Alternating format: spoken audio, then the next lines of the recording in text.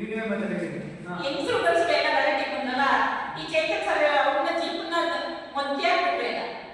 ಅವ್ರು ಮುದ್ಕೆ ಹಾಕಿದ ತಕ್ಷಣ ಏನು ಬಂದು ಅವ್ರು ವಿಡಿಯೋ ಕಾಲ್ ಮಾಡಿದ್ಮೇಲೆ ಏನು ಮಾಡೋದು ಅವ್ರು 12 ಜನರಲ್ಲಿ ಕೇಸ್ ಹಾಕ್ತಾರೆ ಸರ್ ಯಾರೇ ಅವರು 12 ಜನರಲ್ಲಿ ಕೇಸ್ ಹಾಕಬೇಕು ಅಂದ್ರೆ 4 ಜನನ ತಗೊಂಡು 7 ಜನ ಮೇಲೆ ಕೇಸ್ ಹಾಕೋದು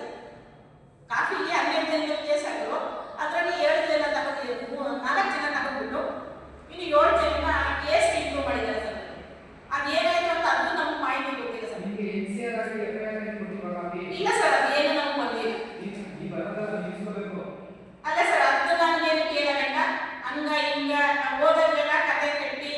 ಏನು ಸರ್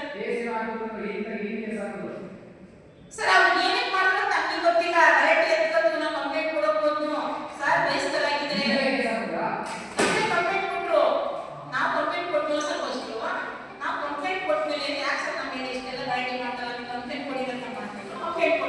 ಕೊಟ್ಮೇಲೆ ಏನು ಮಾಡೋದು ತಿರ್ಗಾ ಎಲ್ಲ ಕೂಟಕ್ಕೆಲ್ಲ ಸೇರ್ಕೊಂಡು ನಾವು ಬನ್ನಿ ಹೋಗೋದ ಮನೆಗೆ ಹೋಗಿ ಕೇಳದ ಯಾರು ನಿಜ ಸತ್ಯ ಗೊತ್ತಾಗ್ತಲ್ಲ ಬನ್ನಿ ಅಂತ ಕರ್ಕೊಂಡು ಹೋಗ್ಬೋದ ಅಲ್ಲಿ ಗಲಾಟೆ ಎತ್ಕೊಂಡಾಗ ಚೈತನ್ಯ ಸರ್ ಅಂದ್ರು ಇಲ್ಲ ಇವಮ್ಮ ಏನಿಲ್ಲ